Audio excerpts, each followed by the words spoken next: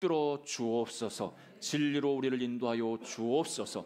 예수 그리스도의 이름으로 기도합니다. 아멘.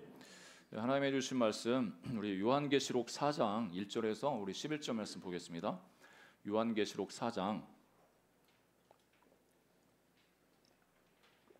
1절에서 11절입니다. 교독하겠습니다. 이 일 후에 내가 보니 하늘에 열린 문이 있는데 내가 들은 바 처음에 내게 말하던 나팔 소리 같은 그 음성이 이르되 이리로 올라오라. 이후에 마땅히 일어날 일들을 내가 내게 보이리라 하시더라. 내가 곧 성령에 감동되었더니 보라, 하늘의 보좌를 베풀었고 그 보좌 위에 앉으신 이가 있는데 앉으신 이의 모양이 벽옥과 홍보석 같고 또 무지개가 있어 보좌에 둘렀는데 그 모양이 녹보석 같더라. 또 보좌에 둘려 24 보좌들이 있고 그 보좌들 위에 24 장로들이 흰 옷을 입고 머리에 금관을 쓰고 앉았더라. 보좌로부터 번개와 음성과 우레소리가 나고 보좌 앞에 켠 등불 7이 있으니 이는 하나님의 7 영이라. 보좌 앞에 수정과 같은 유리 바다가 있고 보좌 가운데 보좌 주에 네 생물이 있는데 앞뒤에 눈들이 가득하더라.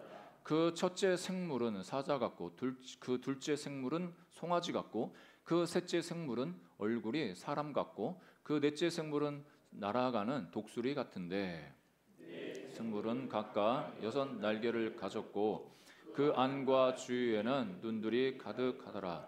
그들이 밤낮 쉬지 않고 이르기를 거룩하다 거룩하다 거룩하다 주 하나님 곧 전능하신 이여 전에도 계셨고 이제도 계시고 장차 오실 이시라 하고 그 생물들이 보좌에 앉으사 세세토록 살아계시는 이에게 영광과 존귀와 감사를 돌릴 때에 24 장로들이 보좌에 앉으신 이 앞에 엎드려 세세토록 살아계시는 이에게 경배하고 자기의 관을 보좌 앞에 드리며 이르되 우리 같이 있습니다. 우리 주 하나님이여 영광과 존귀와 권능을 받으시는 것이 합당하오니 주께서 만물을 지으신지라 만물이 주의 뜻대로 있었고 또 지으심을 받았나이다 하더라. 아멘. 네, 우리가 요즘 요한계시록 계속 묵상하고 있지 않습니까? 요한계시록을 잘 해석하고 또 우리 삶에 적용할 수 있어야 이 원수가 또 혹시라도 미혹해하는 그 사람들이 여러분들에게 접근해가지고 요한계시록을 통해서 여러분들을 미혹한다 할지라도 넘어가지 않습니다. 복음주의 안에 이 요한계시록을 푸는 그 해석하는 여러 가지 방법이 있는데 저는 어떤 방법을 취해서 여러분에게 말씀을 증거하냐면 아주 건강하고 그 상식적인 이 방법인데 이 하나님 말씀은 그냥 하늘에서 뚝 떨어지지 않습니다. 그 하나님 말씀은 그 시대, 그 문화, 어떤 한 지역 안에 아니면 한 문화 안에 한 언어로 사용하는 그 사람들에게 하나님께서 주시는 그 음성을 어떻게 보면 선지자 아니면 말씀을 받는 사람이 그것을 가지고 사람들에게 선포하고 또 기록을 남깁니다. 그래서 어떻게 보면 이 유대인들 사회와 이 로마 시대 이 환경을 모르면 우리는 이 말씀 가지고 그냥 바로 한국적인 상황에서 이것을 해석해 버리기 때문에 오류를 날 수가 있습니다. 그러니까 우리가 분명한 것은 하나님이 그 이때 당시 주셨던 그러니까 로마 어떻게 보면 도미티안 황제의 그 핍박 아래에 있는 7 교회들 그때 신앙생활했던 그 사람들에게 1차적으로 하나님께서 말씀을 주시려고 요한에게 환상을 주시고 편지를 쓰게 하시고 그래서 보내셔서 그들로 하여금 읽히게 한 겁니다. 그러니까 우리는 어떻게 보면은 그 후에 2000년 후에 살아간 우리들은 어떻게 보면 그 건너서 이 말씀을 읽고 있는 거죠. 그러니까 우리는 어떤 시각으로 이걸 좀 봐야 이 말씀의 의미가 무엇인지 정확하게 파악할 수 있는데 그게 뭐냐면 그 시대에 하나님이 어떤 사람들에게 어떤 환경에서 무엇 때문에 왜 그 말씀을 주셨는가 이것을 조금만 우리가 알 수 있다면 여기서 영적인 진리를 파악해서 우리 삶 가운데 적용할 수가 있습니다. 그러니까 이 요한계시록은 그냥 하늘에서 그냥 그 책에 다 기록해가지고 뚝 떨어져서 2000년 사는 우리한테 딱 해가지고 주셔가지고 이거 말씀 여기 있는 그대로 행해, 이게 아니고 그 시대마다 하나님이 그 시대의 그 사람들, 하나님을 섬기는 그 사람들에게 하나님의 뜻을 보여주시고 그 환경을 극복하고 하나님을 따라갈 수 있도록 그렇게 이 말씀을 주셨습니다. 그래서 우리가 1차적으로 이 요한계시록을 지금 받고 있는, 어떻게 보면 한 사람이 읽어주는 그 말씀을 듣고 있는 그 사람들 입장에서 이 말씀을 좀 우리가 볼 필요가 있는 거죠. 그래서 저는 그런 관점으로 이 말씀을 해석하면서 또 이 시대에 어떻게 이 말씀이 적용될 수 있는지를 말씀을 나누고 있습니다.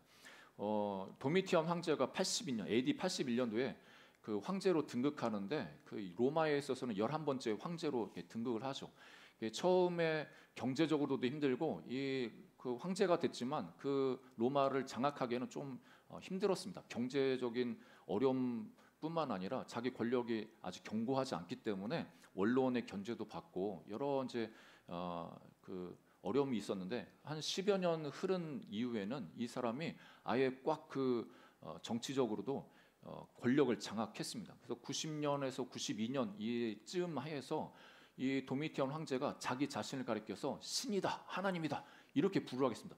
그 전에는 시저 황제라고 이렇게 불렀는데 이 사람을 부를 때 그 호칭이 뭐냐면 우리 주 우리 하나님 도미티안이시여 이렇게 부르도록 했습니다.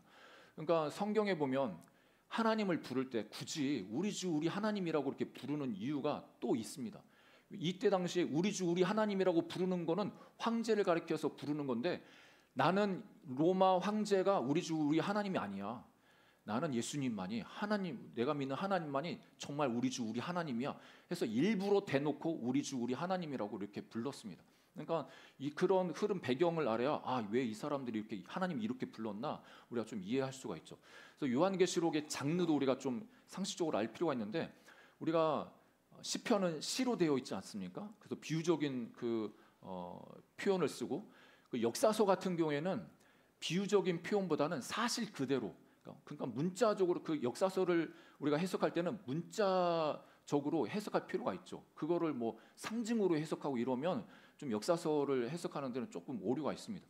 그러니까 우리가 서신서 이야기할 때도 서신은 바로 보내는 사람과 듣는 사람이 당장 객관적으로 아는 사람이고 아는 상황에 대해서 이야기하기 때문에 이것도 뭐 환상이나 어떤 상징이나 이런 걸 쓸 필요가 없습니다. 그러니까 직접적으로 문자적으로 이렇게 그 사람들한테 이야기하기 때문에 또 그 서신서를 해석할 때는 그렇게 해석해야 됩니다. 근데 요한계시록이 좀 힘든 게 뭐냐면 이 세 가지 어떻게 보면 이 서신서의 기능도 있고 또 우리 묵시문학이라고 지난주에 말씀드렸는데 쉽게 말하면 박해문학입니다. 박해. 그러니까 누군가 우리를 박해하고 있는데 그 사람 이름을 직접적으로 말할 수가 없는 거예요. 그 환경에 대해서 상황에 대해서 직접적으로 이름을 거론한다든지 뭔가 사건에 대해서 이야기할 수가 없는 거예요. 그래서 그 상징이라는 이런 걸 통해 가지고 어떻게 보면 암호처럼 그 듣는 사람이랑 그 말하는 사람이랑 그렇게 알 수 있도록 그 상징을 사용합니다. 그래서 이 요한계시록에 힘들다고 하는 그 좀 해석하기 난해하다고 하는 6장부터 16장이 인과 나팔과 대저 심판을 향해서 이렇게 말씀하고 있는데 그거를 어떤 사람은 문자적으로 해석했다가 어떨 때는 또 상징으로 해석했다가 이게 일관성이 없는 거예요. 여러분 이단이 쓰는 방법 중에 하나가 일관성이 없습니다. 일관성이. 어떤 때는 문자로 해석하고 어떤 때는 상징으로 해석합니다. 예를 들어서 14만 4천. 여러분 14만 4천 그 사람들은 그 문자로 14만 4천이라고 얘기하죠. 그러면 그대로 이걸 해석했다면 그 사람들한테 이 말을 좀 까보라고 말해야 됩니다. 왜냐하면 이마에 인을 인쳤다고 하는데 그 인친 것도 문자적으로 해석하려면은 그 14만 4천을 문자적으로 해석하려면 인친 받는 이것도 문자로 그 해석해야 하기 때문에 그러면 너 머리 까봐. 인 있는지 없는지 확인해 볼게. 그러니까 일관성이 없어요. 그러니까 이 환상은 하나님께서 이 요한에게 보여준 이 환상, 이 상징 부분은 상징으로 풀려면 계속 상징으로 일관되게 이제 풀어 나가야 되는 거죠. 그리고 요한계시록이 힘들다, 어렵다 이렇게 생각하시는 이유가 뭐냐면 그 내용이 도대체 뭔지 몇 번 읽어도 이해가 잘 안 간다 이렇게 하시는데, 우리가 큰 그림에서 구조를 먼저 이렇게 파악을 하면 이해하기가 쉽습니다. 어느 이 요한계시록뿐만 아니라 창세기 뭐부터 시작해가지고 여러분이 성경 공부할 때 먼저 전체 그림 구조가 뭔지 이렇게 딱 알면 창세기는 뭘 이야기하나. 그래서 뭐 창세기는 네 가지 사건과 네 가지 인물로 이렇게 이해하면 이 창세기가 그림을 딱 그려지죠. 이 요한계시록도 마찬가지입니다. 1장은 서론이고 2, 3장은 7교회에 보내는 편지이고, 근데 2, 3장은 7교회에 지금 핍박받고 있는 상황에서 하나님께서 말씀 주셔서 편지를 보내는데, 3, 4장은 오늘 말씀할 그 4, 5장은 하늘의 예배. 그러니까 그 핍박 상황 속에서 하나님께서 요한에게 눈을 들어 그 하나님의 그 환상을 보여주시는데, 그 시대 그때 하늘에서 어떤 일이 일어나고 있는가, 그 하늘에서 예배가 드려지고 있는데 그 예배에 대해서 4장 5장 이렇게 말씀하고 있습니다. 그러면서 6장부터 16장까지는 그 네 가지 사이클이라고 하고 세 가지 사이클이라고 하는데, 뭐 제가 배우는 단체에서는 네 가지 사이클 이야기하는데 보통 세 가지 이제 심판을 이야기합니다. 그러니까 심판, 나팔 심판, 대접 심판. 그래서 중간중간 막간이라는 그 장면이 있어서 그 심판과 심판 사이사이에 어떤 일들, 표적이라든지 어떤 그 부분에서 이제 이야기를 하죠. 그 다음에 이제 17장에서 18장은 바벨론의 멸망을 이야기하고, 19장에서 20장은 예수 그리스도의 승리, 그리고 마지막 20장, 21장은 새 땅과 새 하늘과 새 땅, 그 새 예루살렘에 대해서 이렇게 말씀하고 있습니다. 여러분 다 암기되셨죠? 이거는 매주마다 이 요한계시록 강의 이 말씀 끝날 때까지 이렇게 말씀해 드리겠습니다. 여러분 이 성경 이 요한계시록이 이런 내용이구나, 이런 내용이 있구나, 이것을 알고 또 읽어 나가시면 파악하기 쉽습니다. 그리고 요한계시록 읽을 때 또 우리가 조금 실수할 수 있는 게 뭐냐면, 요한계시록이 시간 순서대로 기록됐다고 잘못 생각합니다. 여러분 역사서 같은 경우에는 여호수아, 역대상하, 열왕기상하 이런 부분들은 시간 순서대죠. 왜냐하면 역사서이기 때문에. 그러니까 앞장의 사건이 먼저 일어났고 뒷장의 기록된 것은 뒤에 일어난 사건입니다. 그런데 요한계시록은 시간 순서가 아닙니다. 여기 보시면 인 심판할 때 여섯째 인이 떼면 해와 달과 그 별이 그 하늘에서 떨어지는 장면이 나옵니다.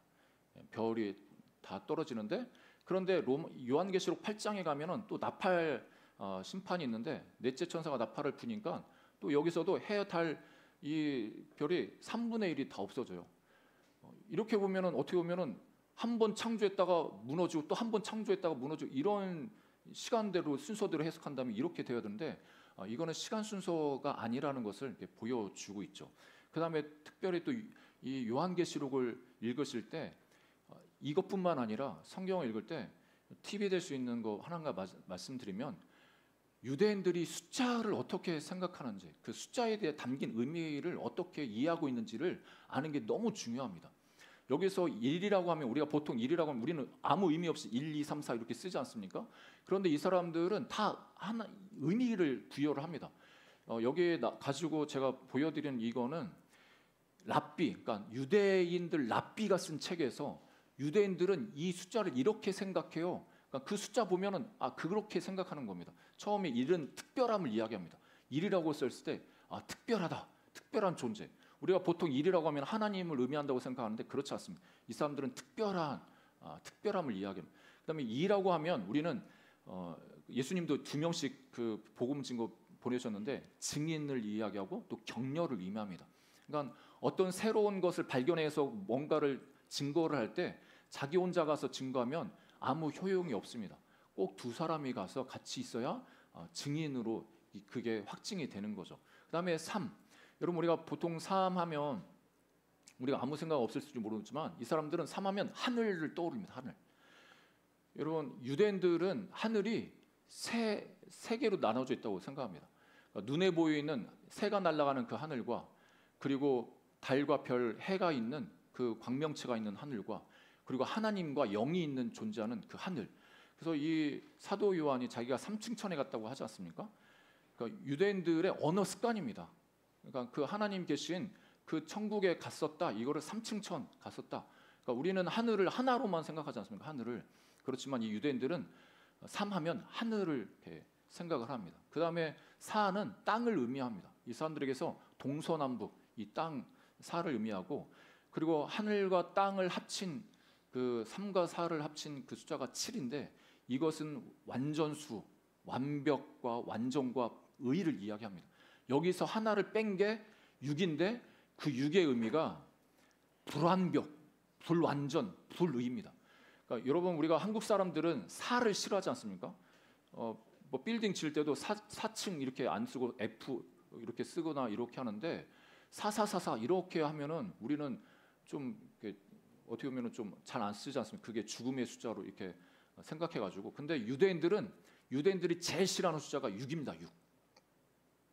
그런 불완전, 불완벽, 불의를 나타내는 숫자이기 때문에 6을 너무나 싫어합니다. 근데 6이 6개다. 엄청 싫은 거죠. 6이 6개. 엄청 싫은. 그러니까 유대인의 언어 습관에 있어서 또 이 숫자 관련돼 가지고 게마트리아라는 그 숫자가 있는데, 여러분 우리가 마태복음 1장에 보면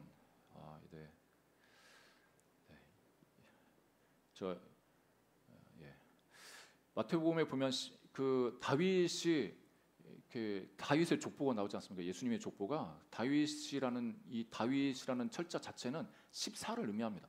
그러니까 이 이스라엘 백성들은 14 생각하면 다윗 하면 14 이겁니다.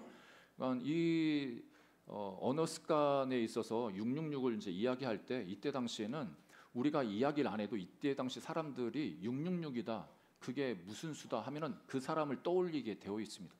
그러니까 이 요한계시록 13장 17절 18절에 우리 다음 넘어가서 보면, 누구든지 이 표를 가진 자 외에 매매를 못하게 하니 이 표는 곧 짐승의 이름이나 그 이름의 수라.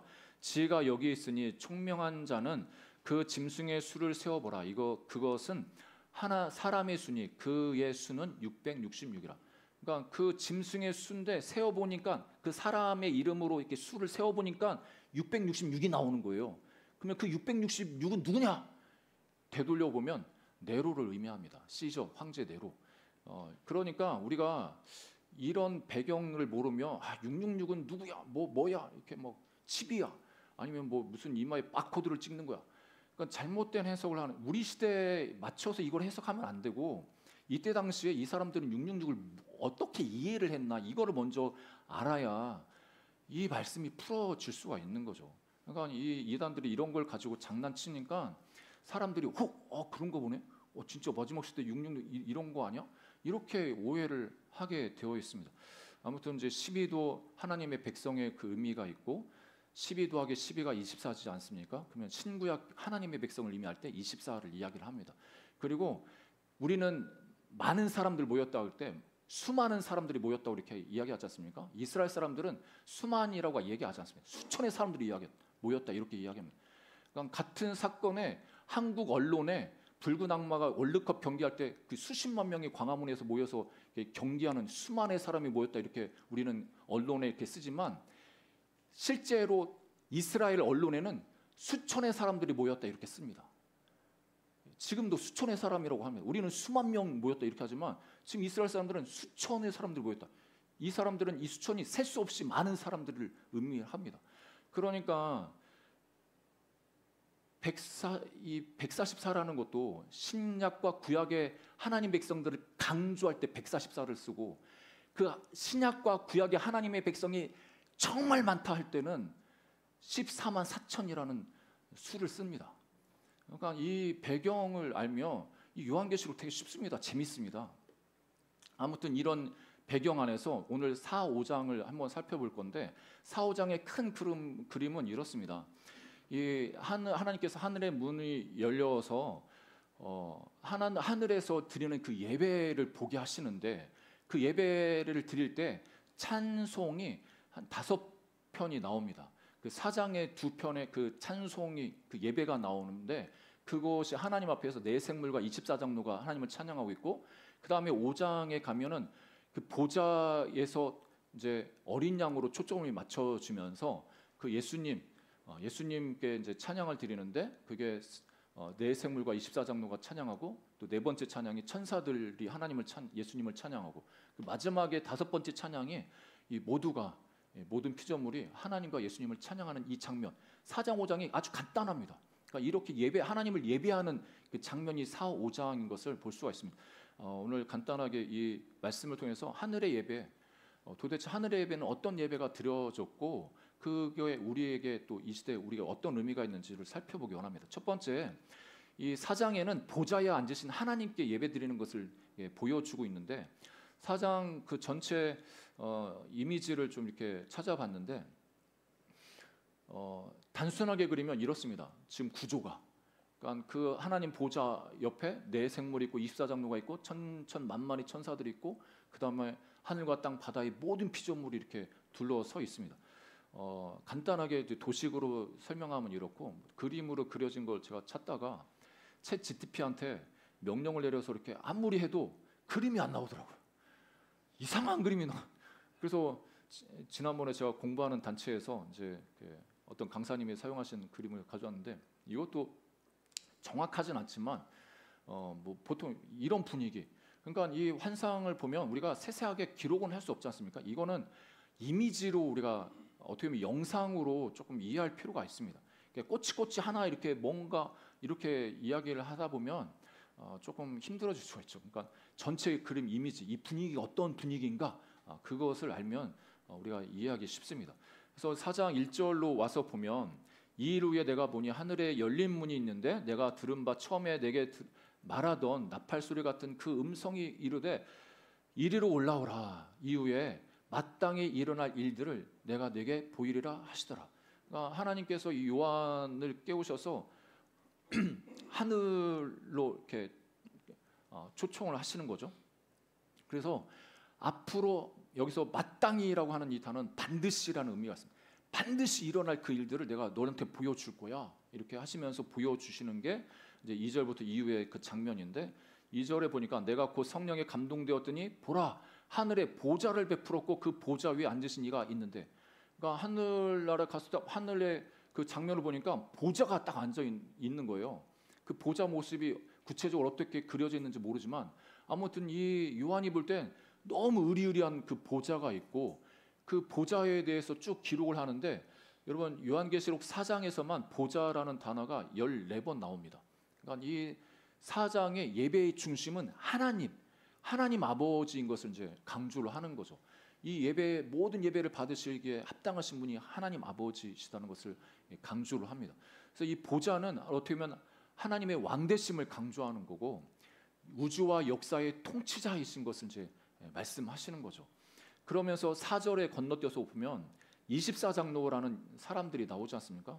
제가 네 생물도 준비했는데 이걸 하다 보면 너무 길어질 것 같아서 꼭 알아야 될 부분들만 좀 말씀드리면, 24 보좌들이 있고, 그 보좌, 그러니까 하나님의 왕자가 있고 그 옆에 이 다른 작은 보좌들이 있는데 24장로들이 그 보좌에 앉아 있는 이것을 본 거예요. 그 24장로가 어떤 사람이냐 이제 이야기할 때 4절 후반절을 보니까 24장로들이 흰 옷을 입고 머리에 금관을 쓰고 앉았더라.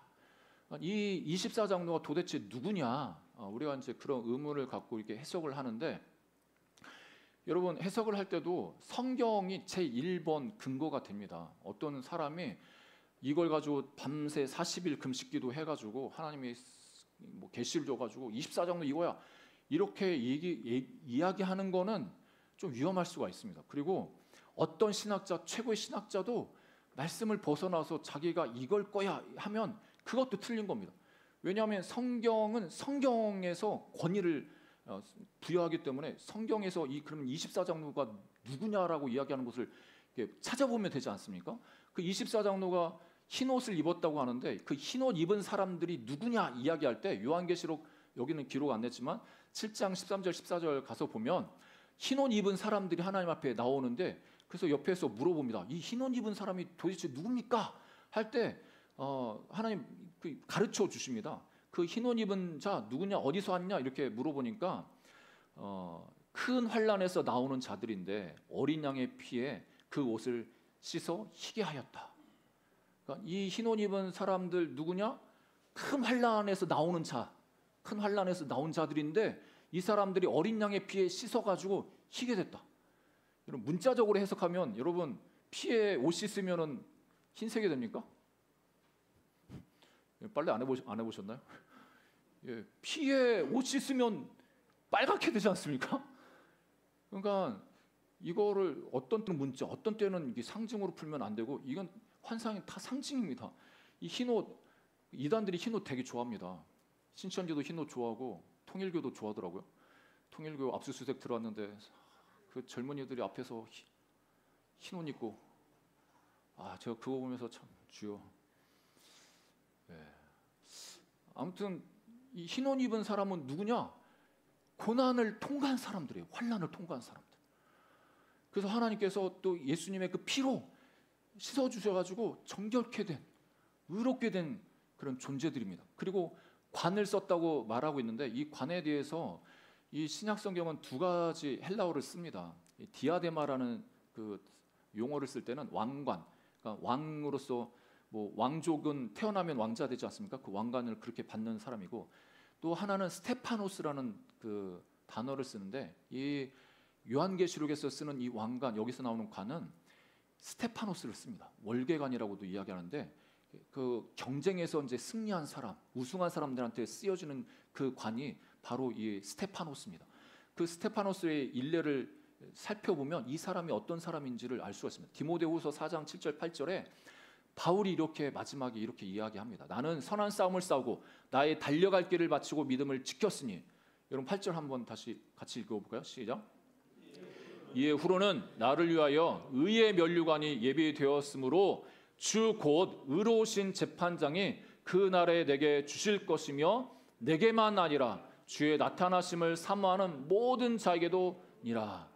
그러니까 이 사도 바울은 자기가 지금 믿음의 그 선한 싸움을 싸웠고 내 달려갈 그 사명도 다 했고 믿음을 지켰다고 이야기하면서 나는 하나님 앞에 가면 의의 면류관 받을 거야. 확신하지 않습니까? 여기서 그 관, 면류관 할 때 이 관이 바로 스테파노스를 이야기합니다. 그러니까 의로운 재판장 앞에서 받는 그 관, 스테파노스를 쓴 이 사람들은 어떻게 보면 선한 싸움을 싸웠고 달려갈 길을 달려갔고 믿음을 지켰던 사람이 그 관을 쓰고 있는 겁니다. 그러면서 하시는 말씀이 이 바울이 내게만 아니라 자기만 그 의의 면류관 쓴 게 아니고 주의 나타나심을 사모하는 모든 자에게. 여러분 예수님의 나타남을 사모하십니까? 하나님을 사모하십니까? 여러분에게 의의 면류관이 준비되어 있습니다. 이미 여러분 겁니다.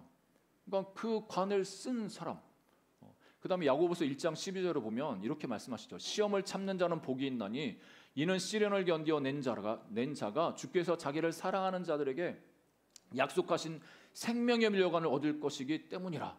그러니까 시험을 참는 자는 복이 있는데 시련을 견뎌낸 자, 주님께서 그 사람에게 생명의 면류관을 주시겠다고 그렇게 약속하고 있습니다.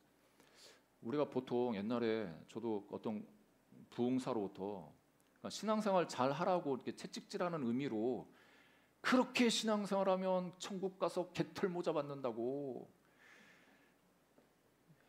성경 어디에도 개털모자 없어요, 여러분. 예? 성경 어디에도 하나님이 개털모자 너한테 개털모자 준비하셨어 이렇게 말하는 게 없어요. 여러분 우리가 천국 가면 깜짝 놀랄 겁니다. 하나님이 어떻게 나한테 이런 면류관을, 아니 내가 뭐라고, 나는 신앙생활도 잘 못하고 믿음도 잘 못 지킨 것 같은데 하나님 앞에 가면 하나님이 그 생명의 면류관, 의의 면류관을 저와 여러분에게 씌워줄 겁니다. 여러분 이 24장로는 그 우리를 이야기하는 겁니다. 우리를. 신약과 구약의 하나님 백성을 대표해서 24장로를 이야기하는데 그 24장로들이 하나님 백성을 대표하는 겁니다. 그러니까 그 사람들이 바로 우리가 되는 거예요. 그러니까 그 사람들이 우리가 되어서 우리가 하나님 앞에 가가지고 이 면류관, 하나님 도대체 나는 이 면류관을, 이 왕관을 쓸 자격이 없습니다 하면서 이 관을 벗어서 하나님께 올려드릴 거예요. 어떤 분 그러지 않겠죠? 이 면류관은 내가 진짜 세상에서 잘해가지고 나는 당연히 쓸 자격이 있어. 이러면 안 되죠. 이러면 안 되죠. 10절 11절 말씀이 바로 그 장면을 이야기합니다. 24장로들이 보좌에 앉으신 이 앞에 엎드려 세세토록 살아계시는 이에게 경배하고 자기의 관을 보좌 앞에 드리며 이르되 우리 주 하나님이여 영광과 존귀와 권능을 받으시는 것이 합당하오니 주께서 만물을 지으신지라 만물이 주의 뜻대로 있었고 또 지으심을 받았나이다 하더라. 그러니까 창조주 하나님을 경배하면서 자기에게 주신 그 면류관을 하나님께 올려드리는 거예요. 예, 그림을 또 준비했습니다. 바로 이런 책 엎드려가지고 그러니까 그런 거죠. 여러분, 내가 자격이 안 되는데 나한테 더 뭐 큰 보너스를 준다든지 그러면 아 이거 부담돼, 내가 이 받을 자격이 없는데.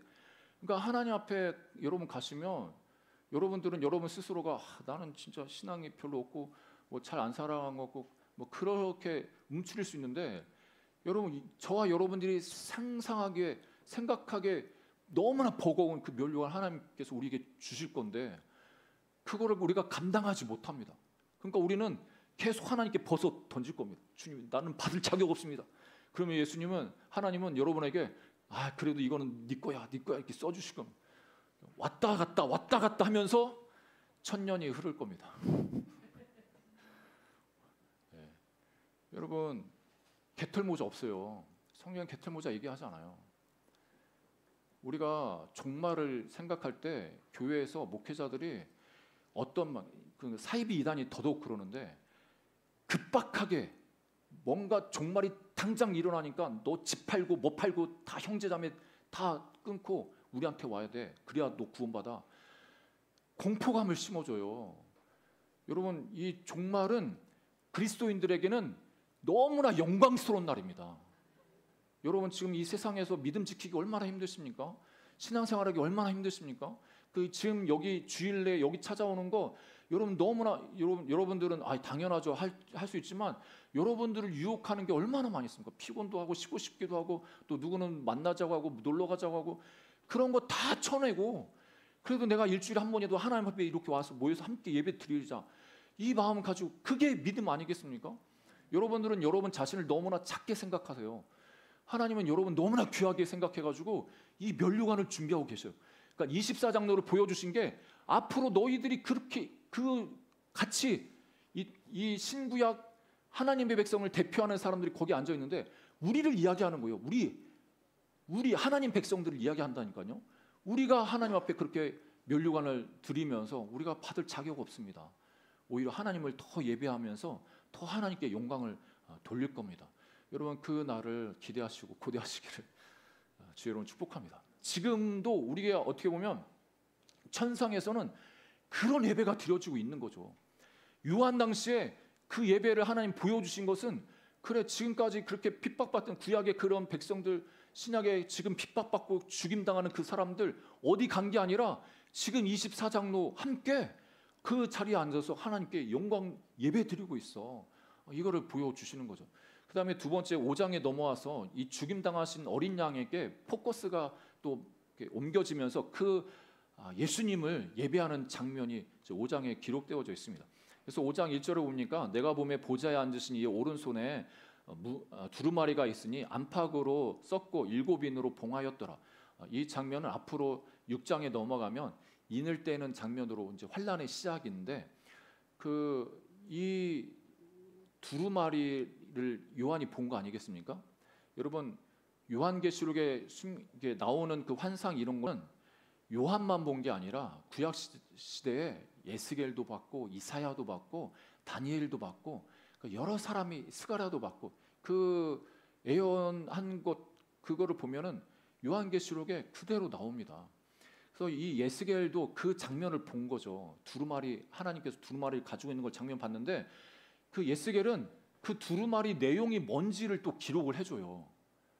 그러니까 요한계시록에 보면 그 내용이 뭔지 모르겠는데 이거 뗄 자가 없습니다. 막 그래서 요한이 울고 있는데, 그런데 예스겔 선지자는 그 몇천 년 전에 그 두루마리가 뭘 의미하는지, 그 내용이 뭔지를 이야기를 해줍니다.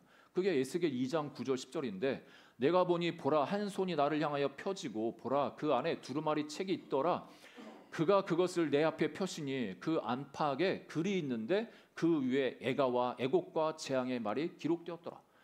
그러니까 여러분, 우리는 지금 책을 이렇게 넘기지 않습니까? 그래서 양면에 그 글씨가 기록되어 있는데, 이런 파피루스라든지 양피지라든지 책에 글을 쓸 때는 한 면만 쓰죠. 한 면을 이렇게 갈아가지고 거기에만 쓰고 앞뒤로 쓰여져 있지 않습니다.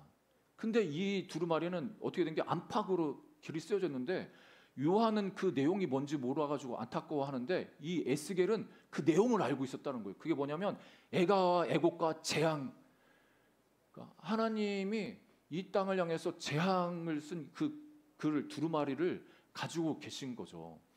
그러면서 요한계시록 5장 5절에 다시 와서 보니까, 장로 중에 한 사람이 내게 말하되 울지 말라, 유다 지파의 사자 다윗의 뿌리가 이겼으니 그 두루마리와 그 7인을 떼시리라 하더라. 그 두루마리에 인쳐진 그 봉인된 인들을 누가 뗄 수 있나 이렇게 안타까워하는 요한에게 장로 중 한 명이 이거 예수님이 떼실 건데, 그 예수님이 누구냐면 유다 지파의 사자야, 다윗의 뿌리야, 이렇게 말합니다. 이 4장의 장면을 제가 넘어갔는데, 그림에 여러분 주보에 보면 사자와 어린 양이 이렇게 동시에 있습니다. 예수님을 이야기할 때, 여러분 예수님은 어린 양으로서 이렇게 죽임을 당하셨지 않습니까? 그런데 유다의 사자이시기도 합니다. 사자라는 것은 이 동물의 왕 아니겠습니까? 그리고 어떤 승리와 위엄, 왕의 권세를 이렇게 상징하는 게 사자인데, 예수님은 두 가지 다 그 능력이 있으신 거죠. 사자의 모습도 있으시고 어린 양의 모습도 있으시고, 그러니까 유다의 사자로서 원수를 깨트리고 승리하실 그 능력 있는 분인 것을 이제 강조를 하시고, 그 다음에 어린 양으로서 우리를 위해서 희생당하신 그런 예수님의 사역을 또 말씀하시는 거죠. 그래서 요한계시록 5장 6절에 넘어오니까, 내가 또 보니 보좌와 내 생물과 장로들 사이에 한 어린 양이 서 있는데 일찍이 죽임을 당한 것 같더라. 그에게 7뿔과 7눈이 있으니 그 이 눈들은 온 땅에 보내심을 받은 하나님의 7명이더라. 7뿔과 7눈, 그 눈들이 하나님의 7명이다. 그러니까 이게 요한계시록에 보면 환상과 상징을 보여주고 그 상징에 대해서 이렇게 해석을 해줍니다. 암호를 써야 되는 상황인데, 내가 쓰는 이 암호를 상대방이 좀 헷갈릴 것 같으면 정확하게 해석을 해주고, 내가 쓰는 이 암호가 당사자한테는 다 알아먹는 거, 뭐 24라든지 14만 4천이라든지 또 666이라든지 알아먹으면 굳이 해석도 안 해줍니다. 왜? 그 사람 알고 있기 때문에, 그 문화 배경 속에서 그 사람 알고 있기 때문에 그렇게 해석은 안 해줍니다.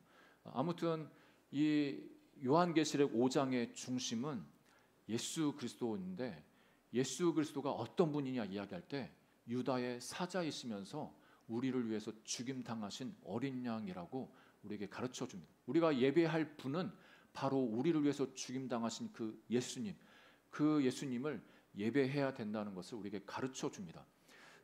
시간 관계상 좀 더 넘어가서 마지막 마무리를 좀 해드리면, 여러분 요한계시록 4장과 5장에 하늘의 예배를 이렇게 보여주지 않습니까? 이 사건은 7교회가 환난받고 있는 그 상황에 어떻게 보면 시간 순서대로 하면 좀 겹쳐서 이렇게 일어나는 사건입니다. 그러니까 지금 지상에서는 성도들이 핍박받고 있고 너무 힘든 상황을 살고 있는 거예요. 근데 하늘에서는 어떤 일이 일어나냐면, 하늘에서는 하늘의 예배가 드려지고 있는 거예요. 보좌에 앉으신 하나님 아버지께 예배드리고 또 예수 그리스도께 예배를 드리고 있는 그 상황이 바로 지금 고난받고 있는 이 상황에서 이루어지는 거예요. 왜 하나님이 이런 환상을 보여주셨는가? 우리가 이것을 좀 알 필요가 있겠죠. 여러분, 우리가 환난을 당하고 핍박당하고 이런 문제가 생기면 우리는 보통 그 문제와 그 상황에 매몰되기 쉽습니다. 아프면 그 아픈 데가 더 신경 쓰이지 않습니까? 아무리 그 작은 어떤 가시가 이렇게 찔려도 그 가시 찔린 그것에 온 신경이 이렇게 예민하게 이렇게 반응하지 않습니까? 더 이상 뭐 다른 게 안 보이고 그 작은 것 그거에만 머물러 있습니다. 이스라엘 이때 당시에 핍박받고 있는, 고난받고 있는 이 사람들은 지금 하나님께 기도하고 있겠죠. 하나님, 이 박해 상황, 이 어려운 상황을 좀 빨리 하나님 좀 헤쳐나갈 수 있고 이것이 좀 빨리 끝나게 해 주십시오. 아니면 이 어려움, 내 자식이 끌려가 가지고 사자밥이 되고 완전 맹수의 그 밥이 돼가지고 그렇게 죽어가고 있고, 또 하나님 이름을 부인할 정도로 그렇게 유혹을 받는 이런 상황에서 하나님 우리를 좀 도와주세요. 다니엘이 사자굴에 빠졌을 때 하나님 그 사자의 입을 묶어 주셨던 것처럼 콜로세움에 발가 벗겨져서 그렇게 지금 조롱당하고 있는 그 사람들, 그리고 사자가 와가지고 맹수가 와서 잡아먹고 있는 그 상황에서 하나님 살아계시면 그 사자 입을 좀 막아주셔가지고 이 핍박을 좀 이겨내게 해주세요. 이렇게 기도하지 않겠어요? 그런데 하나님은 꿈쩍도 안 하시는 거예요. 응답도 없는 거예요. 감동도 안 주시는 거예요. 환경이 바뀌지도 않아요. 그냥 죽어나가요. 그냥 핍박당하고 있어요. 그럴 때 하나님이 야야 너희들 그 핍박과 그 환난 그것만 머물러 있어. 그것만 보지 마. 지금 하늘에서는 어떤 일이 일어나느냐. 너희들 하늘에서 하나님께 예배드리는 영광스러운 예배가 지금 이루어지고 있어. 너희들은 지금 잠시 잠깐 이 지상에 살지만 너희 눈을 들어서 하나님을 봐야 돼. 하나님을 봐야 돼. 하늘의 예배를 보라고 이 요한을 통해서 하나님께서 이 7교회 핍박받는 성도들 향해서 도전하고 계시는 겁니다. 그러면 생각해 보세요. 하나님 그거 본들 하나님 그 본들 무슨 의미가 있어요? 아니 지금 실제적으로 뭐 문제가 해결 안 되는데 본들 뭐가 해결된 게 뭐가 있어요? 이렇게 할 수 있지 않습니까? 그런데 여러분 내가 이 땅에서의 삶이 다가 아니라는 것, 그리고 하나님 앞에 가면 영광스러운 그 보좌에 함께 앉아서 하나님을 예배하고 하나님이 주신 그 면류관을 받는 이것이 그 힘든 시간을 통과할 수 있는 힘을 줍니다. 에너지를. 그리고 예배의 시작은 이런 어려움 가운데 있을 때 예배를 드려야 되는데 예배의 시작은 그 환경과 문제에 있어서 눈을 떠서 하나님을 바라보는 것. 보좌에 계신 하나님, 나를 위해서 십자가에서 죽으신 그 예수님을 바라봐야 이게 바로 예배이고 예배의 시작이고 예배의 본질이라는 것을 우리에게 가르쳐 주십니다. 여러분 우리가 이 시대를 살아가면서 여러분 우리가 유혹받는 게 얼마나 많이 있습니까? 신앙이 흔들릴 때도 있고 또 여러 가지 핍박과 어려움이 닥칠 때도 있는데 이때일수록 우리의 눈을 열어서 하나님을 볼 수 있는 저와 여러분 되기를 주의 이름으로 축복합니다. 여러분 1절 말씀 다시 되돌아와서 마무리 짓기 원하는데 2일 후에 내가 보니 이렇게 말합니다. 2일 후에 이런 일들 후에 내가 보니 하늘에 문이 있는데 여러분 우리가 보통 기도할 때 하늘의 문을 열어달라고 이렇게 기도하지 않습니까? 그러니까 그 하늘 문이 열려서 은혜가 쏟아지도록 기도하는데 여기 이 순간에 보니까 요한이 보니까 이미 하늘에 열린 문이 있는 거예요. 여러분 하나님 예수님이 이 땅에 오신 이후부터는 하늘에 문이 열려져 있습니다. 우리가 열어주세요 막 열어주세요 하지 않아도 이미 열려 있습니다. 하늘 문이 열려 있다는 의미가 뭐냐면 어떤 순간 어떤 상황에서도 우리가 예수 그리스도를 부르면 우리가 하나님 앞에 아버지 앞에 당당하게 나갈 수 있다는 겁니다. 예수님께서 그 길을 열어주셨습니다. 이미 열렸어요. 여러분 그래서 여러분 힘들 순간이 있을 때 이미 열린 하늘문을 보시면서 하나님 이곳에 나와 함께하고 계시군요. 그리고 나를 도와주시는군요. 그렇게 감사할 수 있고 그 하나님을 높여드릴 수 있는 저 여러분 되기를 주의 이름으로 축복합니다. 이미 여러분의 인생에 삶에 하늘문은 열려 있습니다. 열려 있습니다. 그 열려 있고 이리로 올라오라 함에 이후에 마땅히 일어날 일들을 내가 내게 보이리라. 여러분 하나님은 요한에게 이 환상을 보여줬다면 저는 소망하는 것은 저도 좀 보고 싶어요. 그 천상의 예배가 어떨까? 그 얼마나 찬란할까?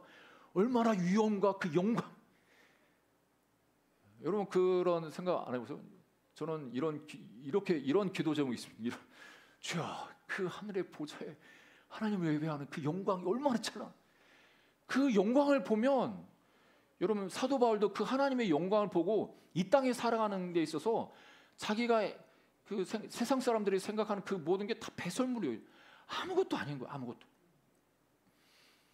지금 당장 우리가 지지고 볶고 이 세상에 살고 있기 때문에 이게 큰 것처럼 생각되어가지고 이것 때문에 내 마음에 막 조려오고 염려가 근심 걱정이 있고 이런데 그 하늘 보좌를 보고 하나님 보좌에서 드려지는 그 예배 그 예배에 나도 이제 곧 이 땅을 떠나면 그 예배 가운데 한가운데 함께 하나님을 예배하는 그것을 보고 그 찬란한 영광 그 순간에 같이 있겠다는 것을 우리가 기억한다면, 그리고 그것을 미리 이 땅에서 본다면 얼마나 신나겠습니까?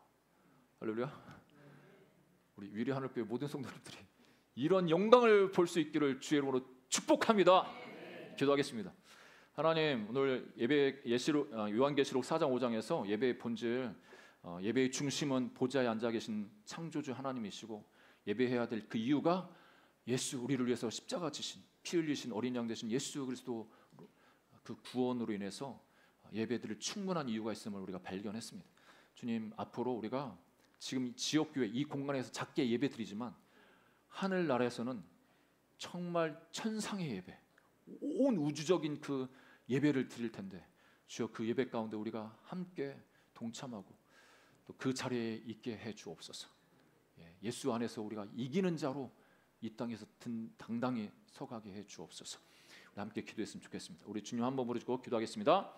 주여, 주여, 주여 하나님 아버지, 은하사에 감사드립니다. 하나님 아버지, 특별히 하나님 이 땅을 살아가는 우리들에게 있어서 요한계시록을 통해서 하나님의